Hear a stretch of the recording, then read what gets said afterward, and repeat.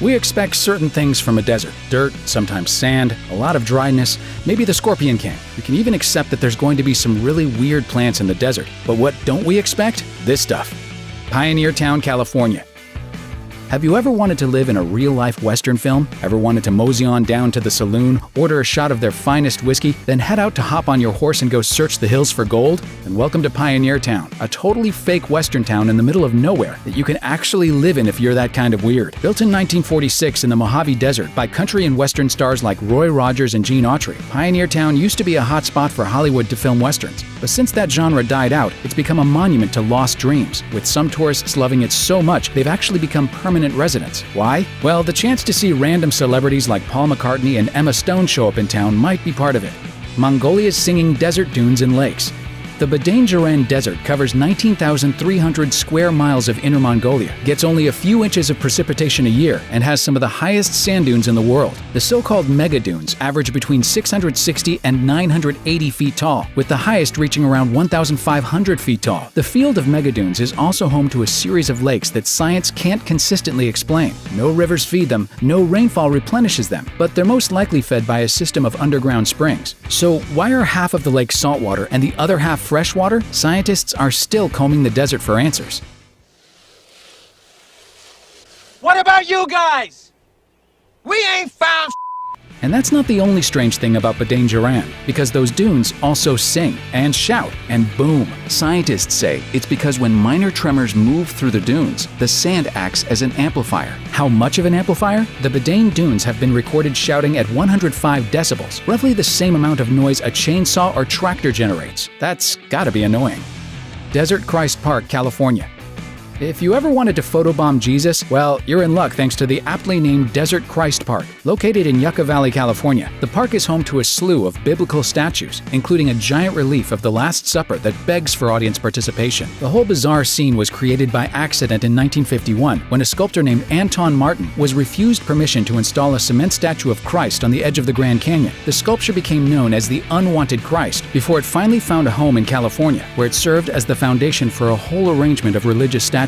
Originally designed to withstand a nuclear war, the statues have been damaged by earthquakes, vandalism, weather, and even had their noses chiseled off by Martin himself in a momentary fit of rage. But so far they haven't been destroyed by an A-bomb, so it looks like he was actually onto something. The Ghost Theater, Egypt.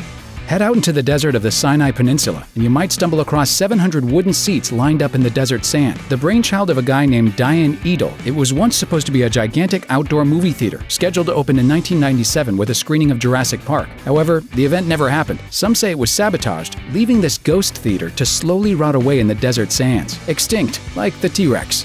You said you've got a T-Rex? Uh-huh. Say again. We have a T-Rex. California City, California.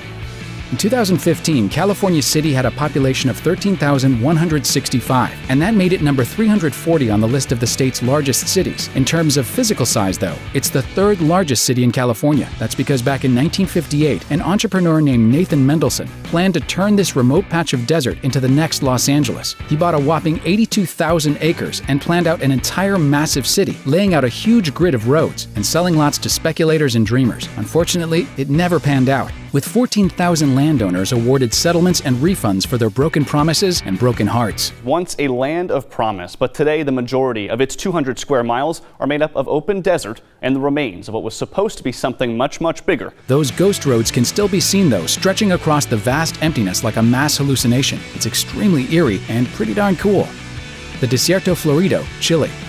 The Atacama Desert of Chile is usually a stark, barren place, and it's one of the driest places on Earth. Annual rainfall is less than 4 millimeters, and if you think there's not much that can survive there, you're right. But time your visit right, and you might stumble into the desert when it's literally covered in a blanket of flowers of every color of the rainbow, and then some. It's called the Desierto Florido, or the desert in bloom, and it happens every 5 to 7 years. It all has to do with El Niño, when the weather pattern is at the point in its cycle where it warms the coastal waters and dumps rain onto the desert. Millions and millions of annual flowers briefly bloom before going dormant until the next cycle. Awesome. Aerial Imaging Calibration Targets, U.S. If you use Google Earth to poke around the deserts of the southwest United States, you'll see something very strange, as the planet Earth seems to have been tagged with weird crosses and gigantic barcodes. Turns out, they're actually secret codes for spy satellites. Yep, back in the 1960s, spy satellites would ping these aerial imaging calibration targets to fix their location and focus range before taking secret photos of communist installations in China and Russia. Most of them have long since been destroyed, but a few still remain, faithful sentries in a Cold War long over. Thanks for watching. Click the grunge icon to subscribe to our YouTube channel. Plus, check out all this cool stuff we know you'll love too.